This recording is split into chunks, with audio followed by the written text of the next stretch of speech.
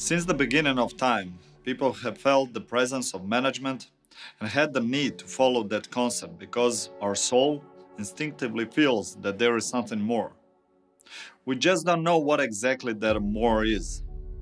We have yet to comprehend it on a collective level. And when the ego does not know, it attaches itself to the first closest idea and develops its own belief. And throughout history, hundreds of beliefs have changed from fire worship to polytheism. And the drive to connect with the management is a source of great wisdom, while beliefs are terribly limiting because when we think we know something, we no longer search for the truth. And if we ask questions and look for the truth, whatever it is only a matter of time when we will comprehend that same truth.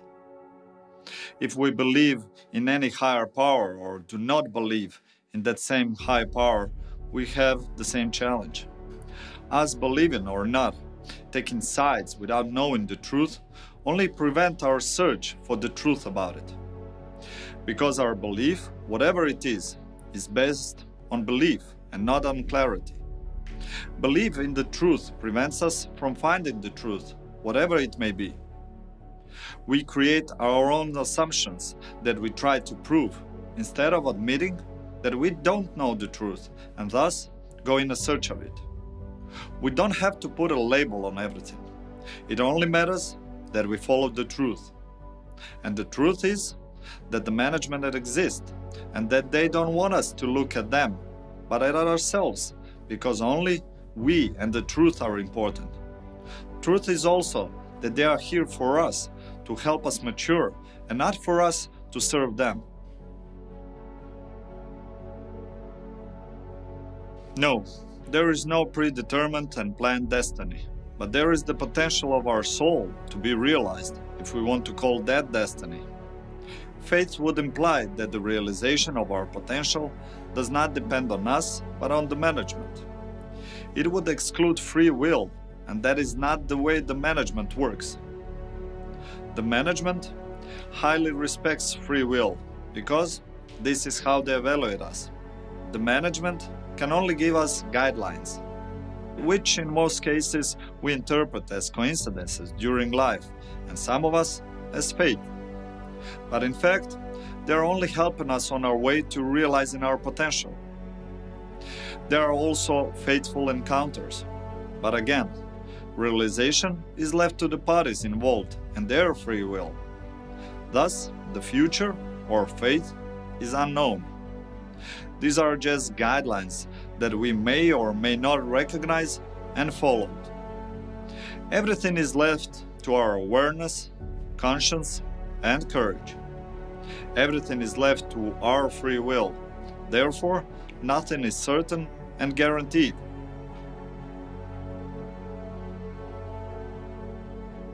Exactly.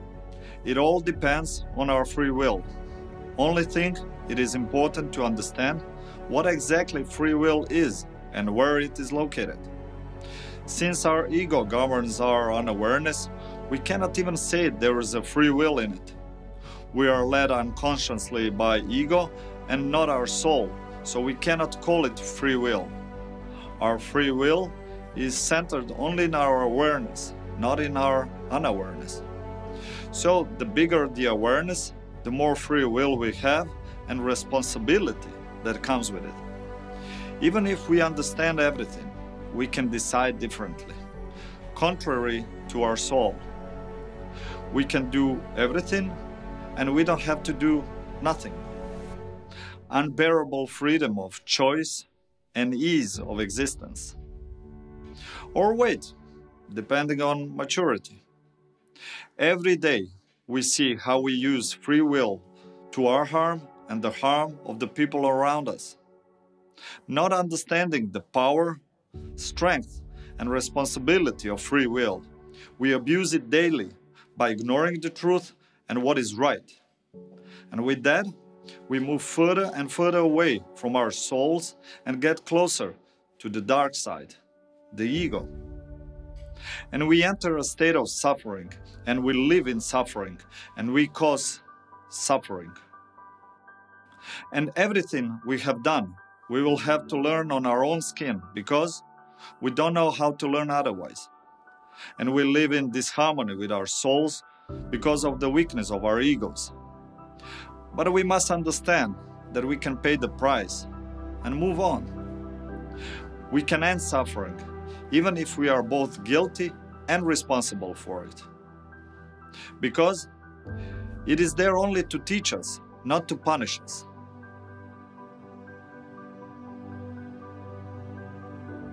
We only have one life.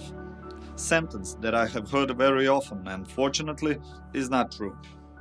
Our souls will go through many lives to gather experiences and mature, but most never remember their previous lives, so the current one seems like the only one. That June evening, when I realized clarity based on the experiences of all my lives, I comprehended the maturity of my own soul and the concept of reincarnation, even though I have never thought about it rationally. You also notice it every day. Regardless of their age, when people are weak and have a hard time dealing with challenges, or when they are very serious, we actually say that they are young souls.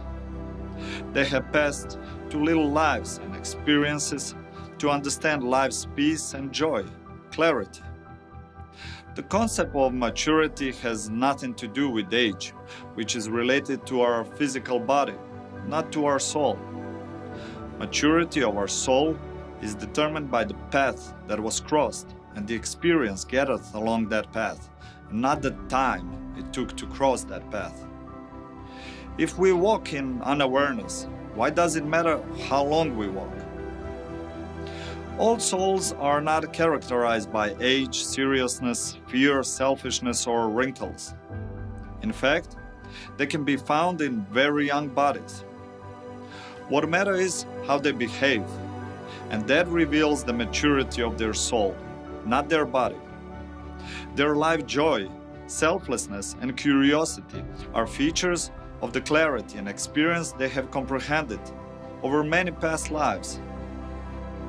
By understanding this concept, we gain clarity about one of the biggest fears and sources of trauma in people: death.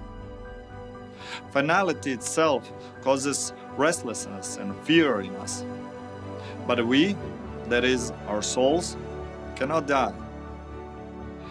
It continues to live even after our physical death. Essence, our soul, continues to exist in other form. It's like a driver changing a car. We just change the form, the means of transport, nothing more. Once again, we go on the same path to learn things that we didn't master in the past life. From this clarity, the fear of death disappears. Like everything, death is neither good nor bad. It is neutral. This clarity should give us immense comfort and a completely different view of the social concept of death. It is no longer an event to regret and mourn. Regret and crying can only come from our ego again, because it is difficult for us that someone has left, because we miss them. The person itself moves on, neither better nor worse, just differently and unrelated to us, who are the observers. We must understand that the death of others has nothing to do with us, regardless of how close someone is to us or not, just as our death will have nothing to do with others. Also, considering that every newborn body will surely receive a soul, it is clear that there are more souls than bodies. Knowing that the only way for the soul to collect experiences is to incarnate, we thereby gain additional clarity about the value of life, and how grateful we must be for the opportunity to live at all in any environment. We will also gain clarity that if comprehending love is the meaning of life, and that is how we join the management, then the management, the entire universe, and everything behind it is pure good. From this clarity, the fear of faith disappears. And that understanding will bring us immense comfort, because it is not a comfort from belief, it is a comfort from clarity. Luck is a concept unconsciously designed to justify our ignorance. There are three types of concepts related to luck.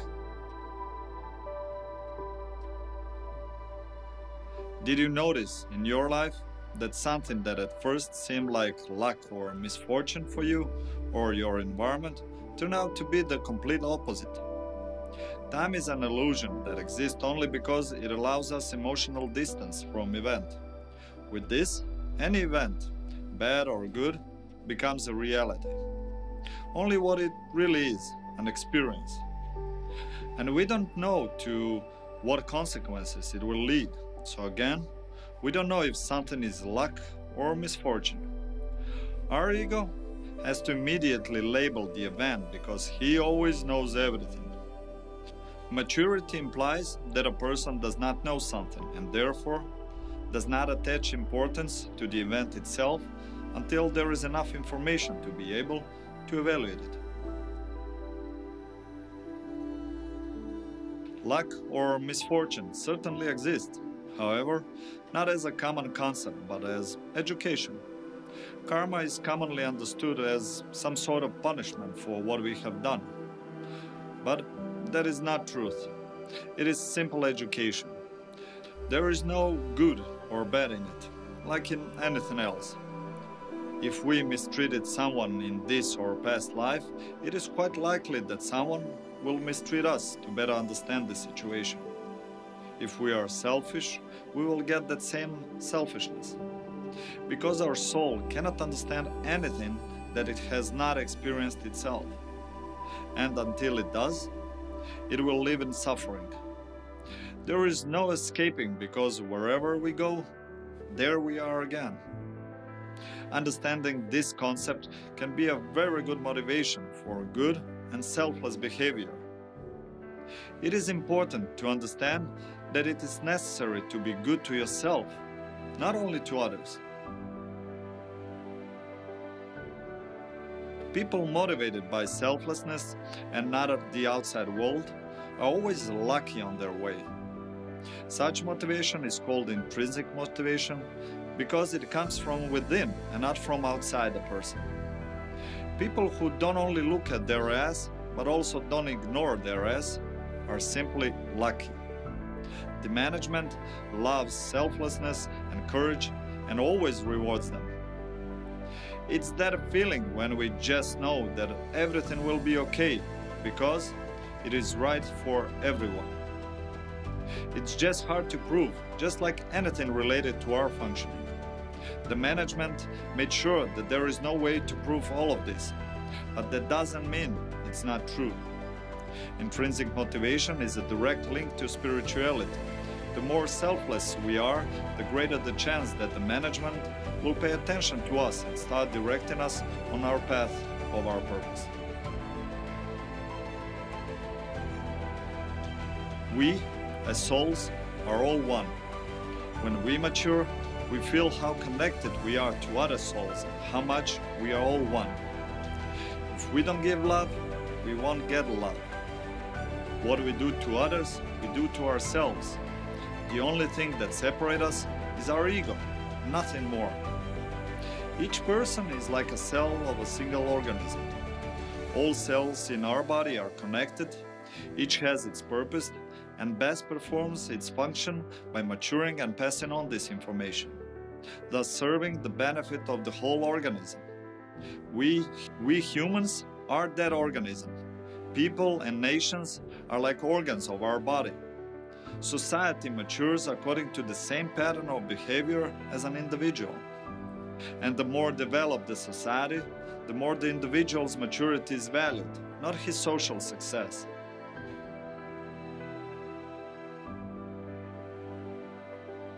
And finally, why does everyone who asks get the same answers? Anyone I've talked to who understands spirituality, things like past life, the universal connection of people, and selflessness as the shortest path to happiness, they all take that as a fact, not opinion. There is no need to even discuss this clarity. How come we all know the same thing? Because we all found the answers within ourselves, in touch with our souls. The biggest mistake people make when searching for truth and answers is to look outside themselves, in holy places and on journeys. If they just had a little bit more faith in themselves, they will find all the answers. If 10 people each went into their forest and asked themselves questions long enough, they would all come out with the same answers, with the same clarity. It is so universal.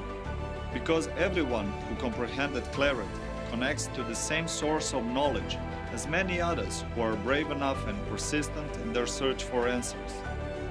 Is it possible that Jesus and Buddha got the same answers to the same questions, and that their answers have been lost in interpretation over the centuries? Don't all religions and concepts basically say the same thing about the importance of love, truth, and connection? Is there no truth in each of them? And when we comprehend that experience at the end of our path, we will join the management. My name is Zoran Salopek, and I thank you for following me on this journey. And we're done.